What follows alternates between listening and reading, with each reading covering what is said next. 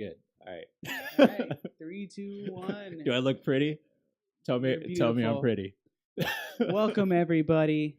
How's We it are going? the Fan Addicts. This My is, name's Sergio. And this is Shelby. Today is going to be the Game Club meeting. We have a lot to go over. Some stuff going on over in Nvidia's camp. Gamescom. Fallout. Yeah. A bunch of all stuff. sorts of stuff. But first, let's give a shout out to our boy. Happy birthday, Hideo Kojima. Kojima's birthday. It is his birthday Happy today. birthday, you giant troll. Oh my god. We love you. He's an amazing person, one of the best creators out there, and damn. Thank you for making me unplug my controller on PlayStation 1 in order to beat your game, you bastard. Yeah, and freaking me out with the whole Metal Gear Solid 2 freak out. Yeah. He's like, I'm gonna turn off my PlayStation. Anyways, a lot to go over today. So without further ado, let's start it over in Nvidia's camp. Yeah. So this Nvidia is announced, what's happening. as Gamescom announced some new GPUs. If you haven't heard, those are graphics processing units for PCs. If you're into PC gaming and/or streaming and/or anything really, I mean, yeah. So they released a 20 series, which is specifically the 2070, 2080, and 2080 Ti's. There's a lot of controversy going on right now concerning. I don't know. You didn't watch the coverage, right? No, I watched it with you. I was sitting right behind you. Oh, were you? Okay. Yeah. Sorry, big memory. Oh, no. I'm sorry. The whole press conference. I know you watched some videos concerning it, but there's a whole press conference. No, I was watching it right behind you. I was right here. With the guy with the leather jacket? Yeah, I was right here. You're watching it on the computer. No. No, that was the overviews. I watched on Twitch from front to back. Oh, from Twitch? Yeah. Oh, you were okay. not there. Yeah, well, no, never mind then. From front to back, it was about 2 hours, and it was about like an hour and a half of literally this. I forget his name. He always wears a leather jacket. It's pretty funny. Just talking about ray tracing for like an hour and a half, which is basically the GPU reading where the rays of light are going to travel and mapping them. People are hyped about that. No one's hyped about it. Only Nvidia is. I wish you could see. I don't know if you could see. Yeah, sorry, my face. The sarcasm within your face says it all. So we're all waiting, and finally, after about an hour and a half, they unveil it. I think one of the biggest complaints is that they priced it at. I got it right here.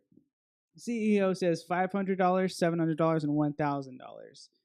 Pre-order now, and you go to their website, and the price listed says $600, $800, and $1,200. How do you feel about that? No.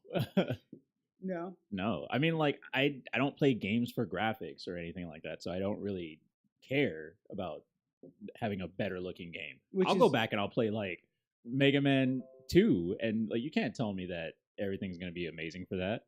So what's the lighting going to do for Mega Man 2? Tell me. Nothing. The lighting. Nothing. Absolutely nothing. Ray tracing will not be available in Mega Man 2 as well as any older games. Ray tracing has to be enabled by developers. So a lot of newer games may enable it for Nvidia. Yeah. I just think it's cool, but also there was that one video that we saw where they were doing the comparison where the lighting was reflecting off of the car and stuff like that. That's not realistic. They're out in the battlefield. Why does the car look brand freaking new and reflecting the rays from the fire so perfectly? I shouldn't be out in the battlefield and then just be I able to check my reflection. I was not impressed. I mean, one of the biggest things they showed was the shadows and Shadow of the Tomb Raider, surprisingly. And there was a kid who was waving a stick of light back and forth, and it was basically showing how the shadows travel with this character, and it really didn't look that great. And I guess someone posted that they actually were running Shadow of the Tomb Raider at 30 frames per second, which is if you're spending $1,200 on a GPU, you want to run at 60 plus. But with ray tracing enabled, people are speculating that it may your FPS frames per second, which is what most PC gamers swear by, may take a hit when you have ray tracing enabled. So really what people want to know is how big of a frame rate increase are we going to get on games. Most PC YouTubers and people in the industry are saying we're probably going to get about 20 to 25% increase in frame rates on current gen and possibly next gen. That's just the trend when it comes to graphics cards. Even though this has been the longest iteration in NVIDIA's history that without getting a new iteration, you know what I mean? So the 10 series is the longest running series. Now the 20 series is coming, very late, but we're still expecting around 20% increase in frame rate. So if you're willing to spend $1,200 on the reason it's more money is because it's the Founders Edition. It's actually they released that it's going to be clocked slightly higher, but in my opinion, save yourself $200, overclock the 1080 Ti non-Founders Edition, and there you go. You have a 1080 Ti Founders Edition. It's kind of insane. I think the price is not right. And this does like seem kind of like a huge letdown for a lot of people and a bummer. I do hear a lot of people just like being super upset about it. But there is good news coming from this, like price drops. Yeah, price drops for the 10 series is so a 1080 right now is about $450, $430 depending if you're getting Asus, swoop up on them. AVGA. So I would say even wait until I think it's August. I think I have the release date here. Maybe I don't. September 20th. I think that may be wrong. It's in September. So I'd even wait till then. Probably swoop up on a 1080 Ti. For very cheap comparatively to the 20 series, and you're going to be losing out on about 20% performance.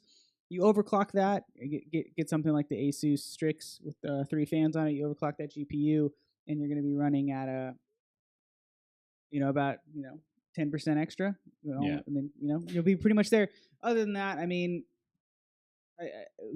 I would say pre-ordering, as everyone's been saying, pre-ordering is such a bad idea when it comes to games. Just don't pre-order anything. When it comes to exactly. Yeah. When it comes to games, when it comes to graphics processing units, when it comes to CPUs, when it comes to motherboards, whatever you're buying, when it comes to a cup, don't pre-order it. Yeah. The sad part is though, I am guilty of pre-ordering games. Like I think I pre-ordered Monster Hunter. I pre-ordered. Yeah, that worked out though. It worked out, but like realistically, I shouldn't have paid $90 for it. Because that's what happened. I paid $90 and like, what did I get that everybody else didn't get? Wow, I got a samurai outfit.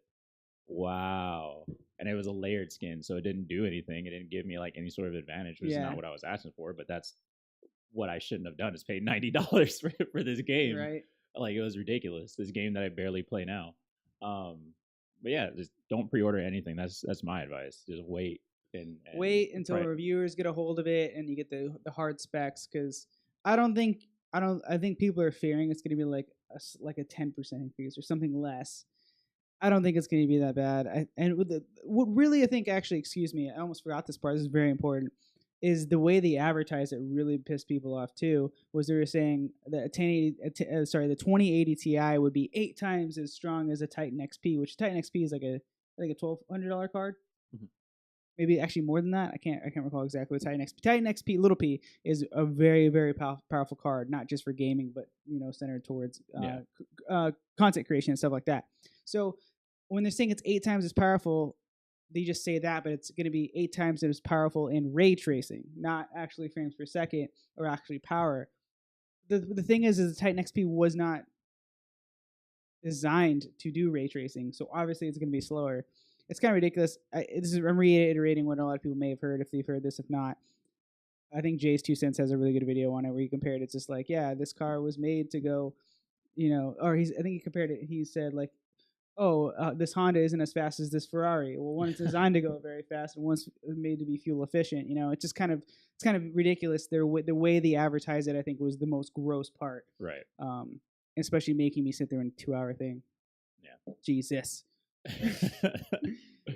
No, but I think it's crazy that like a lot of people are genuinely upset by this.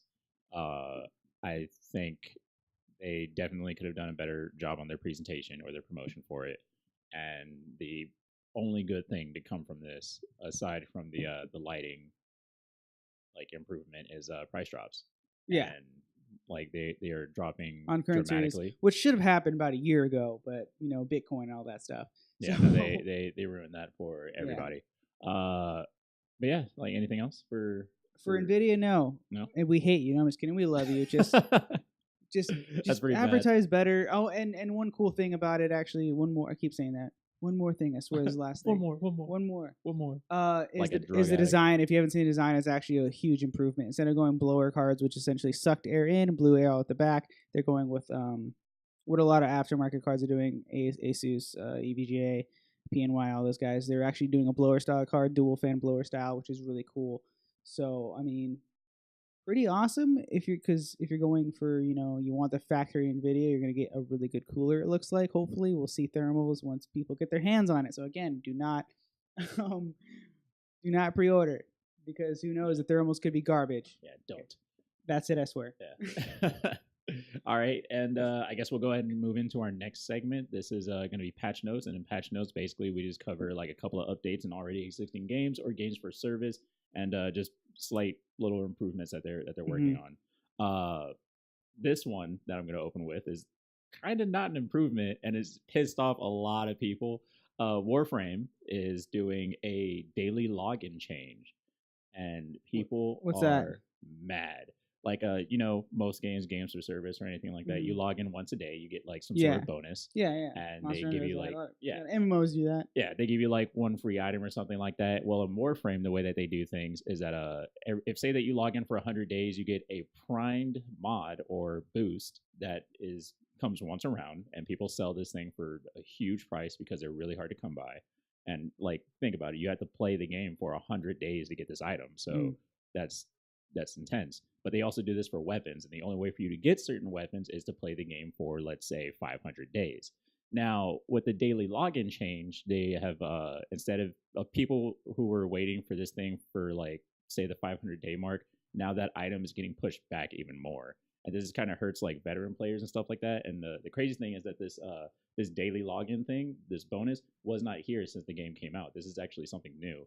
So a lot of veterans were already initially pissed at this thing when it first got added, because it was like, cool, you've been playing this game for 900 days, but now we're going to introduce this daily login system. And then they're like, cool, so do I get a bonus for all 900 days I've been playing? Nope. You got to start over. Just like everybody else.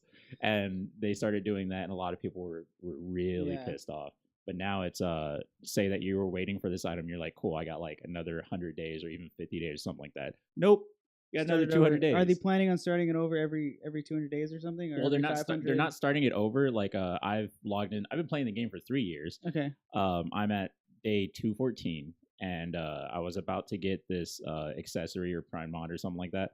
But now it's getting pushed back to day 500, and so they're extending the days. Yeah, they're extending certain things, but they're also creating like a new tier system as well. And so they're trying to make it like the lifespan of this daily login longer. Yes.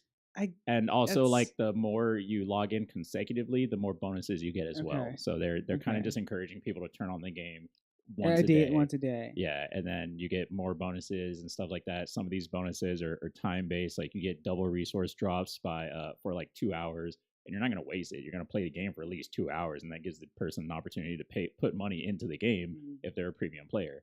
So it's smart, and like in a business standpoint, it's super from a smart. business standpoint, it's really smart. And a lot of veterans actually hate this because Warframe has a pattern of catering to the newcomers. Like they always want people to come in and play the game, and that's smart, again, from a business standpoint. But they don't like really do anything special for the veteran players. It's all just, we'll give the new players all this free stuff, make it so that way it's a little bit easier for them to get more acclimated to the new content. And I like the fact that a lot of more MMOs are doing that. Yeah. Rather than like forcing them to get the new content, but they're bringing the new content to the player rather than trying to get the player to the new content. So it's a cool dynamic, and I think it works, but a lot of people are pissed off about it, and I'm just like, whatever, you're still gonna play the game.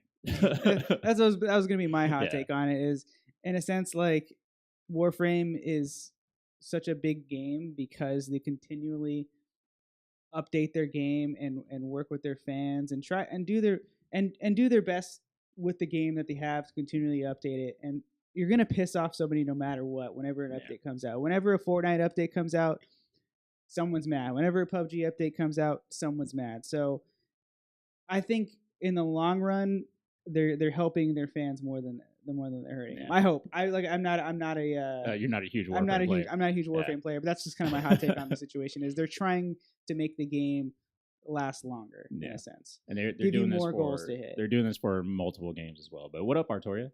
What's up, Artoria? What's up, DD Yurko? Yurko, that's what we're calling you. Like what, Donnie Darko? Donnie Darko? Is that supposed to be the thing? All right. Another thing for patch notes, not a lot of people have been playing this game, and this is why they are working on it. Dissidia NT. Yikes. I am a huge Final Fantasy fan. I have been waiting for this game for so long. I own all the other Dissidia games as well as every single Final Fantasy game, but Dissidia NT was one of the worst games to come out, and it's just been falling off the map. And really all they're doing to make the game better is just character reworks. They just introduced a new character from Final Fantasy VIII, Renoa.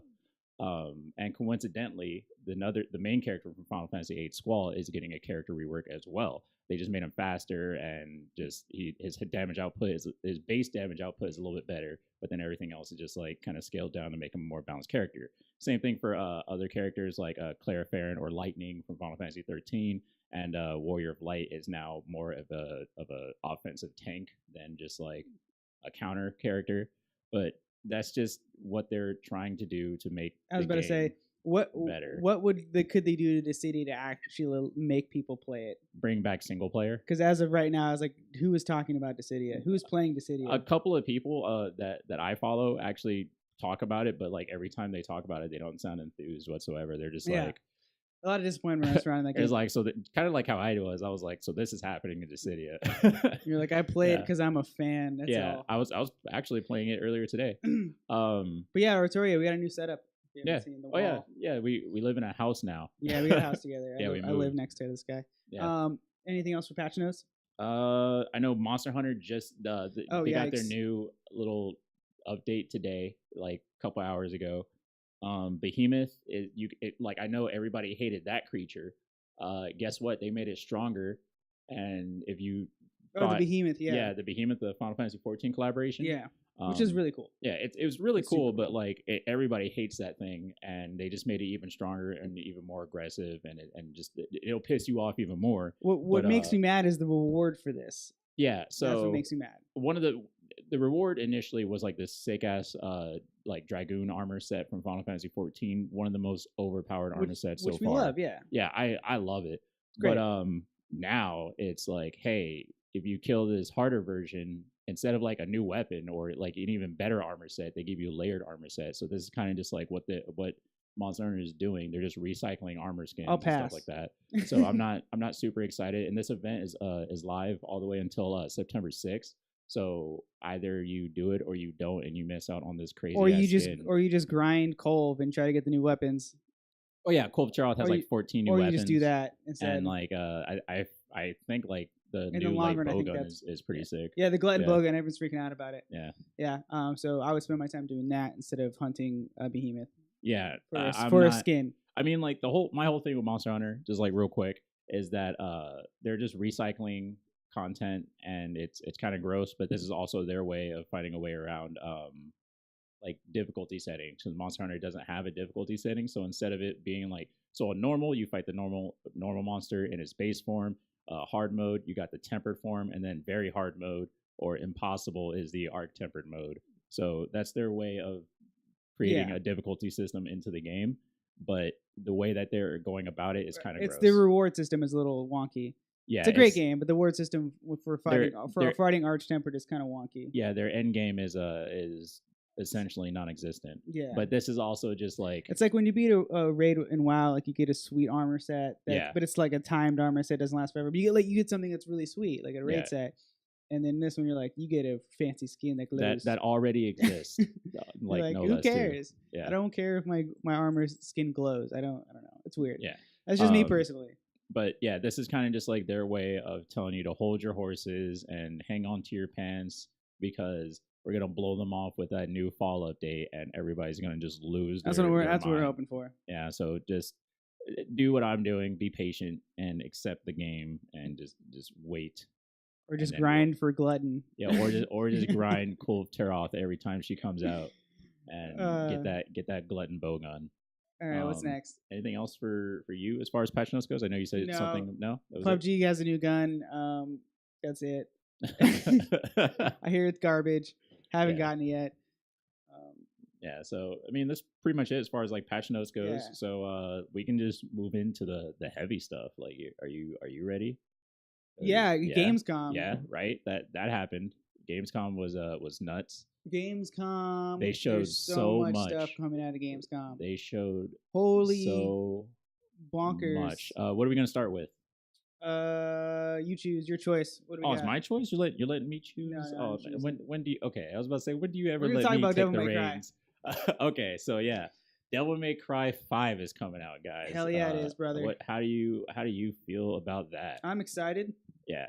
So the way the to say the timeline least. goes, yeah, the way the timeline goes is that this is the latest game. Yes. In the timeline, this is after Devil May Cry 2, and Dante is riding back from hell on this crazy ass motorcycle, but we're not there yet. Okay. The trailer was ridiculous. Let's do a little bit of a trailer breakdown. We're not gonna play it in the stream because we'll get taken down from YouTube and whatnot. But anyways, yeah, right.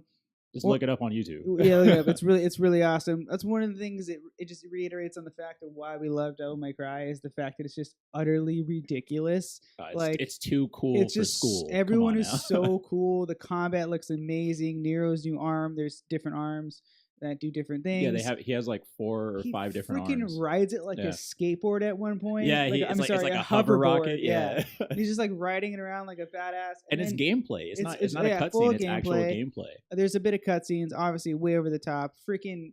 It gets to the point where they tease Dante. Dante goes up on a bike. Dante is a confirmed playable character. Yeah, it looks like he's just gonna ride it on his bike and whatnot. It'll be cool, I guess. And then he just like his bike splits into two, and he's just like destroying people with these like half bike like wheels with saw blades at the end, and just like it was just ridiculous. It was awesome. Loved it. Yeah, and then he puts the 2 pieces together, and then he rides the bike while he's fighting. Like this is all. That's gameplay. A little scary. That's awesome. It's all gameplay, but I wonder how it actually feels when you're playing because they don't make driving games, so I feel like it'd be really awkward. Yeah, they don't make driving games, but I think the reason why they're doing this is because while they tease that, and this is just pure speculation, is that the maps are going to be bigger and more wide. Maybe. So that might be more room to move a motorcycle around. Yeah, so that's why they give you the option of motorcycle, not riding just a regular one. Yeah, that's why they give the option of riding like a rocket-powered Nero arm hoverboard thing or a motorcycle. So these just may be alternatives of travel in some sort of way. Because I know that's what happened with Darksiders 2. They made the world more massive, so they gave you a reason to actually ride your horse rather than riding your horse in Darksiders 1, where it's just like, oh, we're in this tiny hallway, yada, yada, yada. But yeah, the combat for Devil May Cry 5, as we were saying, is crazy. But from what I saw, they kept the classic fighting style for Nero. Yeah. Instead of, like, they kind of made Nero more accessible in a way. And then, like, the arms, he has different arms, and the way that they're doing this, they're actually a resource. You can destroy the arms, and then like you can actually fight as one arm Nero for like a while until you pick up another arm. They're just like laid across the map for some reason. I don't know. They'll probably explain that. But each arm is used to do a different thing, and they kind of treat it like styles for Dante. Like you know how Dante had like that trickster style or the swords master or royal guard. Well, Nero has these different arms, and they all do different things for him. And depending on like his super attack, or I think they call it the Devil Breaker Overture, it like does a super attack and you destroy the arm in the process. They showed, I think it was like 15 minutes of gameplay, and oh my god, it was amazing. This dude Batista bombs one of the demons. Yeah, the grab moves are really cool. Yeah, I saw that. Has some really cool looking grab moves. Yeah. Graphically, it looks really amazing. I'm not a person who plays for graphics, but this game looks amazing. I would love to play it on the PC. I'm so excited for the dialogue. Johnny Young Bosch is returning, of course, to do the voice acting for Nero, and a lot of the stuff was like super funny to me. I'm super excited for the hilarity of what's going to happen for these 2 amazing badasses that are Dante and Nero. Like there was during the boss fight, the big giant thing like eats cars and spits lava, and he's like, "Whoa, hey, do you do birthday parties?" Like, it's awesome. And another thing is like the time setting for this is like super far into the future. Like I know in Devil May Cry 4, Nero is probably like 17 or something like that, or maybe 18, maybe 20 at the oldest. But now he's definitely like in his mid 30s. Like the dude is older. His face is like kind of sunken in more. He shaved his head practically, and like Dante is just like significantly older. Old. He looks like he's had a drinking problem for a few years. He's got some stubble. All that pizza and like he tried to shave it like a month ago, and then he gave up. I want to ask you a question that we didn't write down, but I want to ask you like, what makes you more excited for this game compared to DMC? Not just the story, how it's canon to the story, but like gameplay wise, overall, like what are you more excited for on this one compared to DMC, the remake? You get what I'm trying to say? Yeah. I was actually hyped for DMC when they first initially announced it. I was like, cool, it's a reboot. It's its own initial take. But I'm not saying DMC is a bad game, but it was just a bad story. It's not how you tell a story. And my whole thing about it was that its combat for DMC was amazing, but it was different. It didn't feel like a Devil May Cry game. It just felt like another more intense hack and slash. And what I'm super excited for is the classic like combat system for Devil May Cry 5 versus like Devil May Cry 4. And they're just bringing back like these other characters like Dante, Nero. Probably going to introduce more characters. Like maybe you get to play as Lady and Trish or another character. We don't know yet. But I'm just excited to play with these classic combos and just the nostalgia from getting like all these crazy weapons. Like I'm really excited for that. And just because it's a new Devil May Cry game, it's definitely more weapons and bosses, and just story is going to be amazing. But I would say my excitement for both of them versus their initial announcement is actually kind of the same. Oh wow, okay. Yeah, like I was super excited for DMC. I was like, oh my gosh, it's gonna be crazy. Dante has black hair. Why? I gotta know. And then you were disappointed. I was disappointed like once I played the entire game. Yeah. I wasn't just like disappointed when I turned it on and I was just like, this is disgusting. Like, no, once I beat the game, I was like, okay, here's my complaint letter. Right on. Right on. I gave it a chance. What do we got next? Next, I would say Sekiro. Shadows Die Twice. Yes. I am super excited for that. Oh, yeah. I am actually surprisingly very excited. Yeah, right? This looks like the Souls game, or sorry, the Souls-esque game that may finally capture me. Yeah, you've been waiting for it. I mean, you like Bloodborne. I mean, that's a strong word. Like, I mean, I can. Yeah, no, oh my god, you almost had an ulcer. I can stomach Bloodborne more because it's a little faster pace. I feel like it's a little easier for me to get into because I like hack and slash games. I know you watching. I do enjoy hard games. Yeah, but like the Dark Souls, I think was always just a little too slow for me, a little too punishing. I remember you were watching me play Dark Souls 3, and you had anxiety of just watching me play. I was like, dude, you just die, and you're like, then you explain to me, you're like, it's like a puzzle. Yeah. So then it's trial and error. Trial and error, and I was like, that makes sense. But you're just still like, no. This one seems like a little more like, I mean, even in the gameplay, the action was way more cinematic. Like when the dude smashed you on the ground and threw you over the building. Like to me, that's way better than a boss just like smacking you in the face and you just like collapse and die. And then you're like, no, the combat it seems for a this little more looks like rewarding. Yeah, the combat for this looks a lot more fluid. It's definitely a lot faster. The grappling hook is going to be cool. Awesome. And coincidentally, it's Devil May Cry and Sekiro have falsified arms or prosthetics, and they both have like a grappling mechanic. So I was like, what are the odds? They both come out in the same month. Interesting point. So I thought the crazy boss battle with that huge samurai looking thing that's going to be crazy. Like the weapons, I have no idea what the weapons are going to be. Obviously, you get a katana. And the potential of what this grappling hook can do is going to be awesome. Mm-hmm. But I just want to know, like, how do you incorporate that into actual combat? And bottom line, it looks a little more forgiving, to be honest. Like, it seems like there's more chances to block. There's more chances to dodge. You're way more agile. So from a person that literally had an ulcer. We saw. It's good. I mean, it's from Software, which makes all the Souls games. It's going to be hard. Like, no doubt about it. I think they should, in this most recent gameplay, they definitely made it look like it was gonna be hard. Yeah. So, but I'm hoping. I'm actually like, I love the aesthetic. I'm really excited for it. Actually, that comes out 3/22, March 19, and then in 2019, right? And then Devil May Cry comes out March 8th, 2019. Yeah. So I'm gonna be broken in March. Yeah. I thought it was gonna be January. End of February, March is gonna be pretty nuts. Oh my god, it's gonna be nuts.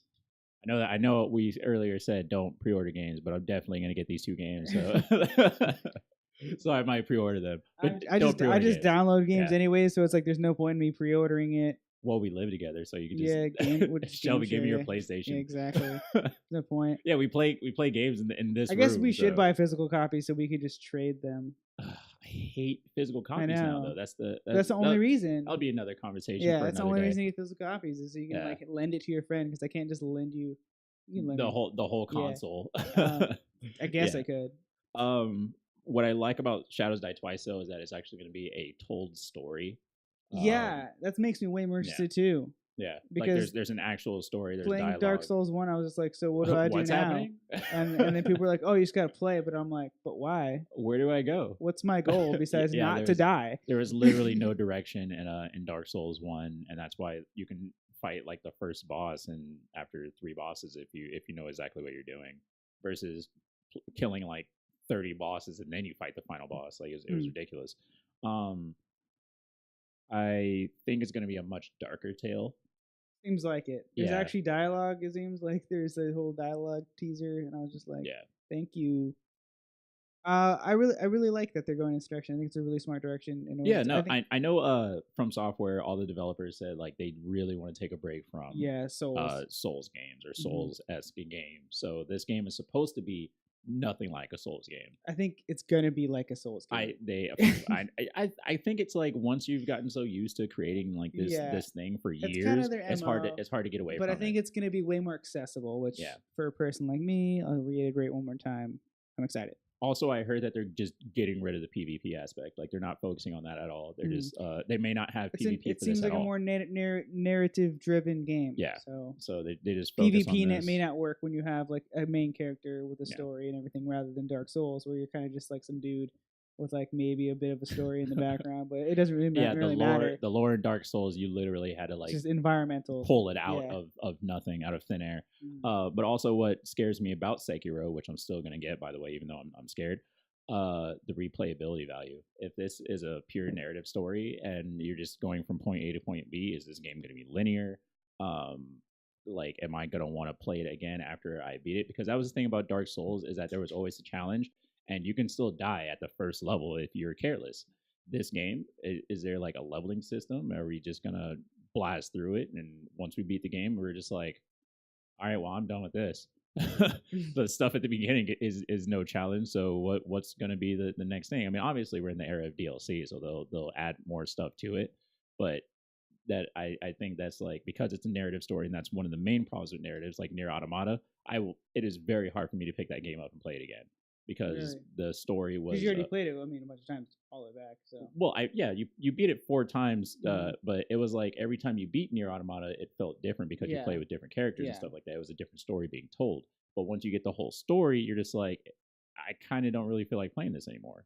So that's what is a problem with narrative games, and the replay value for those is going to be tough. I haven't gone back to God of War. Exactly.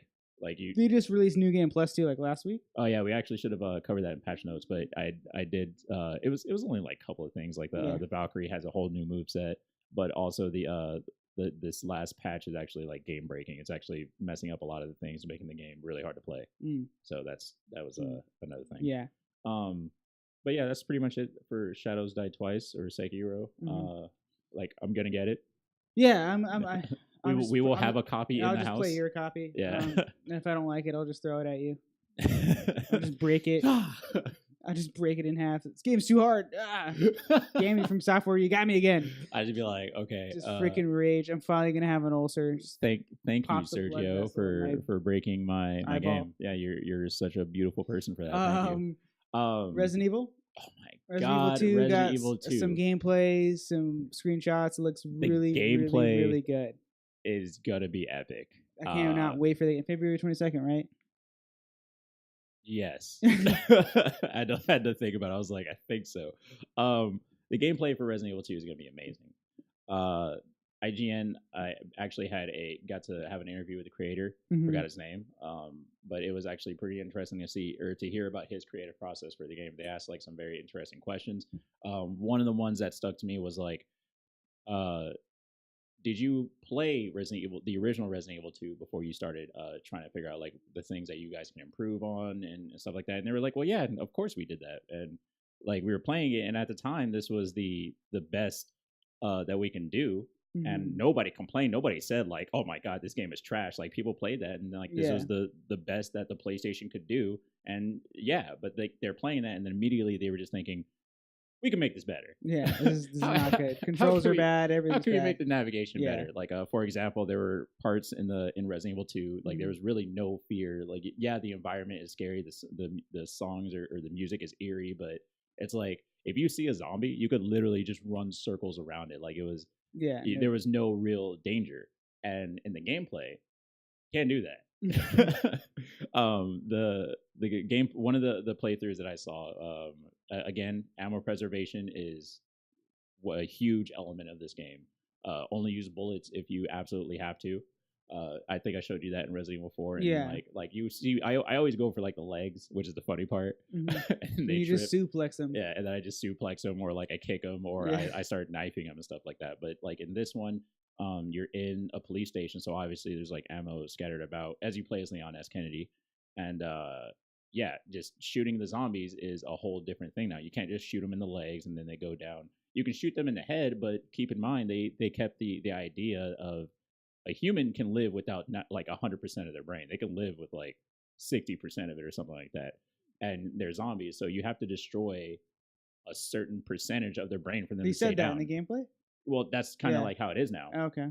Because like, and when you shoot them, like it's super detailed. Like you shoot limbs off, or like when you shoot them in the head, you don't necessarily just like blow off their head. Like because they only had a handgun. I'm pretty sure you get a shotgun and it'll blow off their head.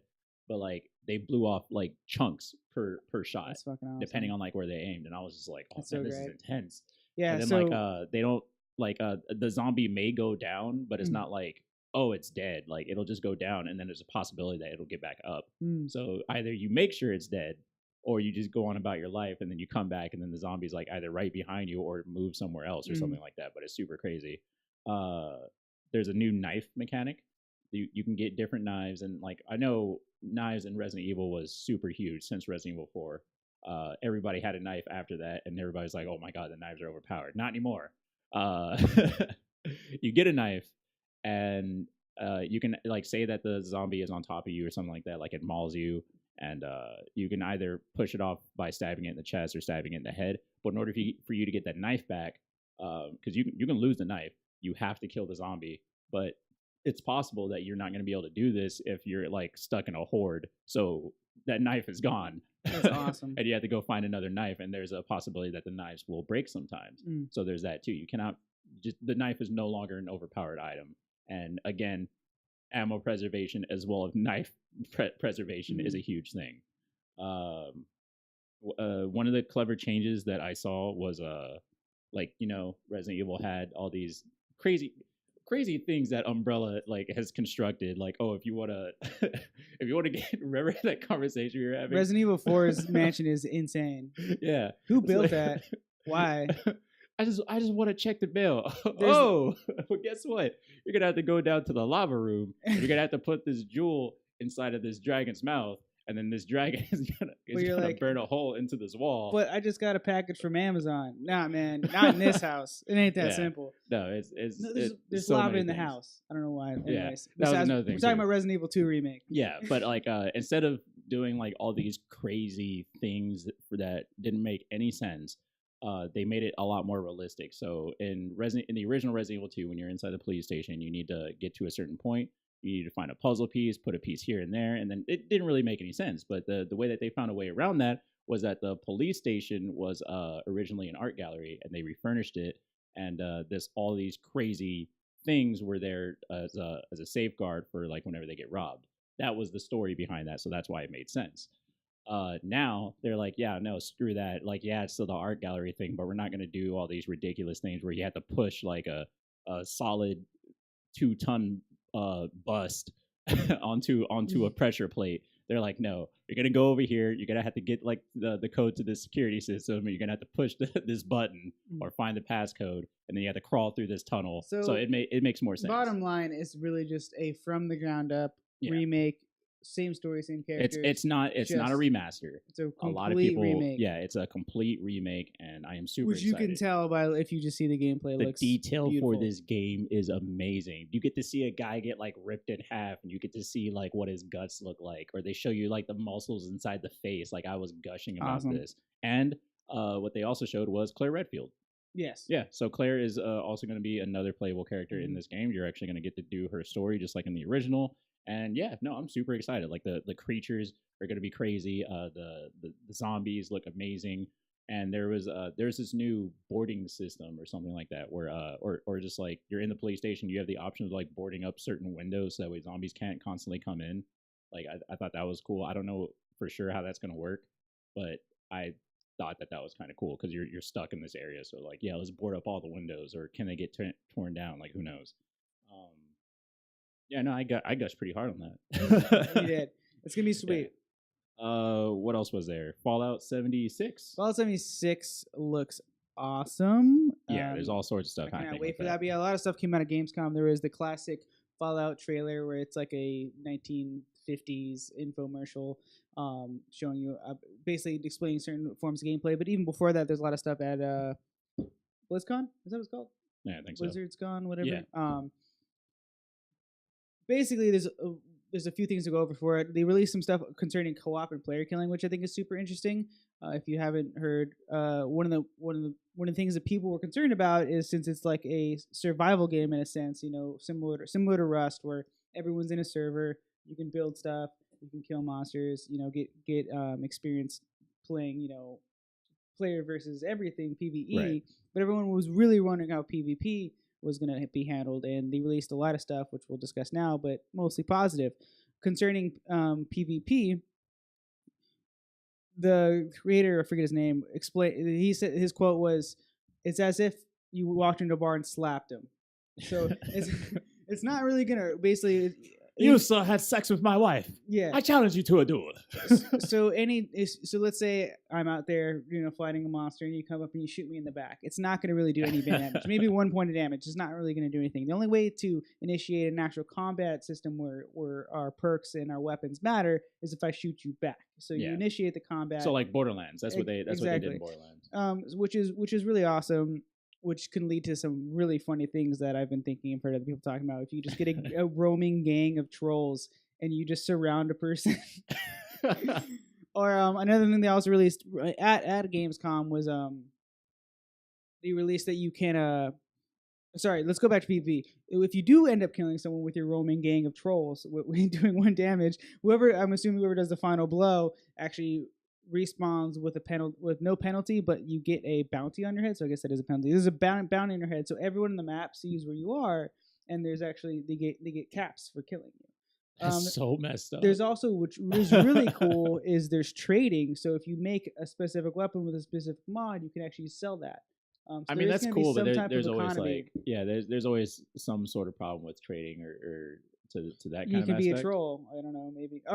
But you never know. They could control it, and there could be a set amount of worth that this is worth. Who knows? Who knows how the economy is? Like, my issue with that is, like, say a new player comes in, and, like, their friend's been playing the game for, I don't know, 4 years or something like that. They have like all the top gear. New player has been playing the game for 10 minutes and he's like, oh, well, here's all this top grade gear. Yeah. Like, is there going to be a level cap for the gear? Or there may be. That's what I'm saying. Like, all they said specifically is you could sell your gear. Yeah. So specifically that was it. It assumes that there is trading involved. I mean, it could be regulated. Like a lot of MMOs, you cannot trade unless there's some type of exchange. Right. The way around that would be just exchange 1 gold.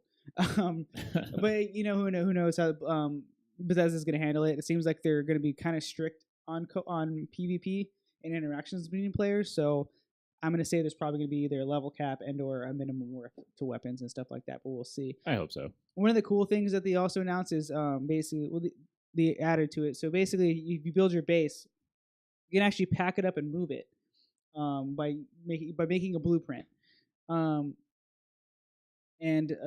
Sorry, we got a question. Need an opinion, guys. Just got a full set of 2018 baseball cards. I've been thinking about playing with a hobby again. Did I fuck up? I know it's basically a way to get money, so on fire, but I think it's fun. I'm 36 making solid money. No, dude, hell, who cares? Do whatever the hell you want. Yeah, interesting question, yeah. If it makes you happy, like I don't make that good of money, but I just built $100,000 PC. So, yeah, you did. So like, do whatever makes you happy, man. It's your money. Yeah. If you like rocks, go buy a bunch of rocks. That's what I would say. No, I mean, like a lot of people do that. If you like candy, go buy a bunch of candy, as long as it's not hurting your health or hurting your family, hurting anybody. I mean, like, I can't really talk. I make like an okay amount of money, and if you look in my room, there's literally nothing. Just video games. Yeah, so it's okay. Going back to Fallout 76 is the moving the base things with the blueprint, which is really cool. One of the funny things I noticed what they said was So if you leave a server, kind of like Rust, in Rust your base would be gone. In Fallout 76, you move servers, you have your blueprint. You can, and actually, if you don't take it as a blueprint, your base will spawn exactly where it was. If there's someone's base there or someone there, it'll spawn. It'll just give you a blueprint, which I think is really funny. Is another troll I was thinking is you just get a roaming gang of people with blueprints and you just spawn bases around somebody and trap them inside.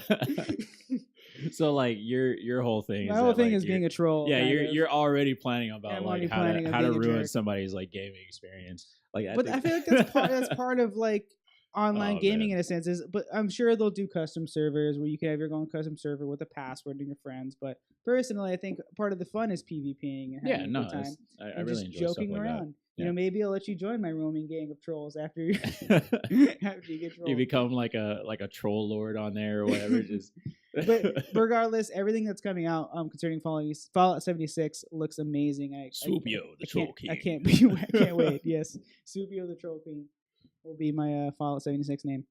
Thanks, man. Shelby. You're welcome. Yeah, no, but I would hate to run into you and your troll gang. That would be awful. Personally, I've never really been like too deep into co-op games. Like, as you know, I like even. You're definitely a single player. Yeah, I can't help it, but it's just because like I don't want to blame somebody else for our failure in this mission. I only want to blame myself and my own capabilities. But it's like if we fail, then there's like so many different elements, and I'm just like, oh well, it's because you're a dumbass. So this whole co-op thing is not for me. I do like the PKing aspect of it because that's probably what I was gonna say. Yeah. Like I don't work with other people well, so it's and I in can Fallout definitely 76, kill them. You don't have to. Yeah, I can. I think it'll take away from the experience because they said there's going to be missions, but it's not going to be like super in depth like a normal Fallout game. So I don't think this game's for you in a sense, but for people that want to play a Fallout game, that want to try it out, they're really going to cater and try to help you out a bit and say you don't have to play with other people, right? Which is cool. And which I love it. I think that's awesome because I know like when they initially advertised for this, they're like, it's a multiplayer game. It's not a single player game. You're gonna definitely want to play with other people, and you're gonna interact with other people regardless. So I know that's how they initially advertised this, and I was like, I'm not down. But yeah, I like all this stuff that we're talking about. I think is actually pretty interesting because there's another game that's coming out pretty soon, and it's Red Dead. Yes, Red Dead Redemption. Yeah, all this stuff I feel like could be applied to Red Dead. I hope so. In a sense, I think it'd be really smart. I think that's the biggest question because I don't know if you. I'm sure. Did you saw the gameplay trailer? Yeah. It looks beautiful. Looks amazing story wise. I cannot wait for that game. Like that was one of my favorite parts of Red Dead was the story. It was amazing. It was a great time. The missions were fun, but a huge portion of it was jumping off trains with a group of friends and like racing horses with a group of friends and being stupid. That was super fun. We're gonna fun. rob this town and getting in fistfights with your friends and role playing because I'm a cowboy. So I'm really interested in how they're going to handle the online, but I think that's a really good point. It should be PKing should be really handled similar to this. Yeah, the bounties as well. Like I think that should be a huge thing. I think it would be better if as amazing Grand Theft Auto is. Online, it can get annoying when you're just constantly getting killed by people in the open world. So I think it would be really smart for them to handle it. Rockstar to handle like this. I'm not sure they will, just because Rockstar is just a fan of just complete fuckery. Yeah, I don't know a better way to put it, and that's why I love Rockstar. As much as it would be a good thing for them to handle PKing like that, I honestly don't think they will. I think it'll just be Wild West, free for all. Trolls will be trolls, and there was penalties in GTA if you're familiar. You blow up someone's car, you have to pay a certain amount of money. Yeah. So there wasn't like. But it was what didn't mean anything in the end. Yeah, at some you have point, so much like, money, you get so much money, like nobody cares. So, but that's why I don't know. I'm on the fence about that. Yeah. I see where you're coming from, but I'm really on the fence because I also just want to be a cowboy. And I want to be able to rob you. We'll see. Rockstar has a lot of stuff up their sleeve, I'm sure. You shot my paw. Yeah, I mean that pretty much covers like our Gamescom talk. That was like pretty much all the gaming news. But another thing that we can cover before we close out is article of the week. Oh yeah, there's a really funny article. It was hilarious from Kotaku. I'm actually going to click on the link now. Yeah. From Kotaku, the name of this is pretty amazing. A vaping congressman whose card bought Steam games with company money indicted on fraud charges. Yeah. Oh my god. This is by Luke Plunkett from Kotaku. I'm just stealing it straight from them. So Kotaku does some great reporting. I'm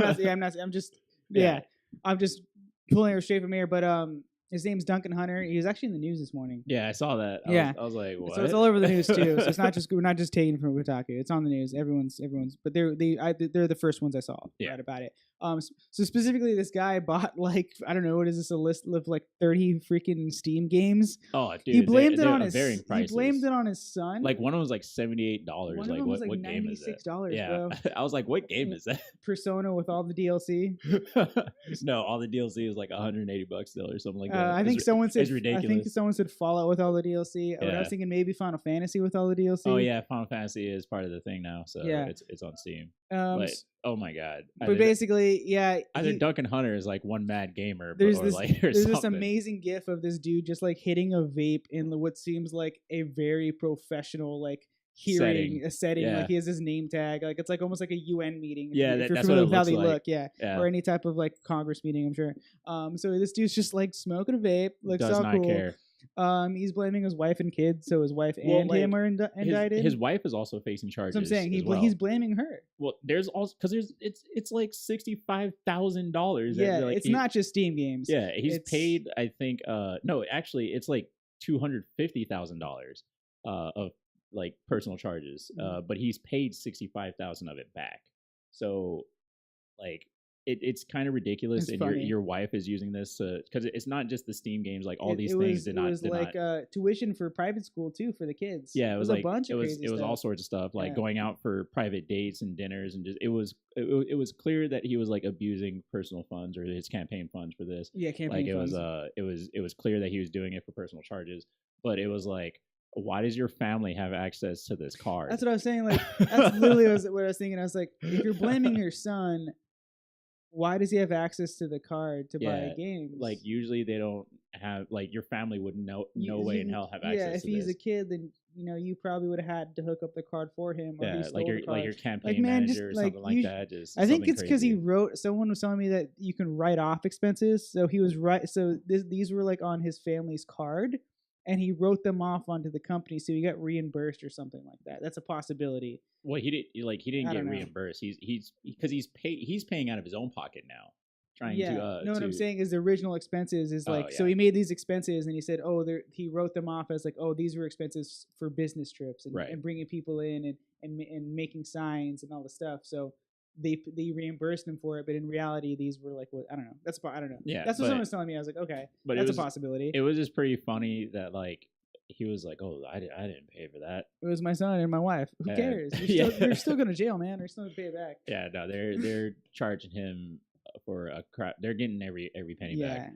Yeah. But it's he's not doing himself any favors over here just vaping and by the way this he was an all-out Donald Trump supporter. I'll just say he was one of the initial Donald Trump supporters. He was huge, but interesting. A lot of stuff going on in the news about that guy. We're not going to cover it here. It's a different podcast. Listen to NPR or something like that. But he's not doing himself any favors. Just just vaping or having something like this. The vaping gif is literally hilarious. That's what brought me into this article. I was like, dude, you look like such an asshole. Why? I may would you feel do bad, that? But this gif, I hope this was the only time you did it and you unintentionally did it. As oh, I need nicotine. What am I doing? I made a mistake. I'm inside and I don't look like a dick. But I doubt it. Yeah, I don't know. I don't want to give him the benefit of the doubt, but he looks like a dickhead. It is ridiculous. It's funny. Yeah. Anyways, I hate the people doing this in general. People just do this at bars and shit. And I'm just yeah. I'm really. You can't go outside. At least his is a small one. He's not the dude's straight oh yeah, with the fucking the boxes and shit. There's 5 batteries in there. Just make that fucking sound, and they just release a plume of smoke into the room. You're like, dude, this is a dive bar, man. This place is 5 feet wide. Max. That's with the bar back included. Just why do you have to do that right now? Yeah. That's what I never get either. It's why do you have to do that right now? What is this doing? Or just hit it like a normal person. That too. Why do you need to be blinded for all of 2 seconds? I saw somebody who was doing this, doing 90 in vaping, and I was like, you can't see. You cannot see in your car. Dude, this hotbox car vapes, bruh. I'm just kidding. Yeah. That was the game club meeting for today. For sure. We are the fan addicts. And I am Shelby. My name's Sergio. And thank you guys. And also feel free to check us out on Twitter, Instagram. We are posting on YouTube as well. And we are uploading on and our Discord. We are uploading our podcast on major podcast apps and stuff like that. Yeah. So feel free to check those out. And iTunes, you guys can hear us talk. Castbox. And then it'll be uploaded on YouTube. Yep. But that thanks was for that was listening. Fun. Thanks for watching.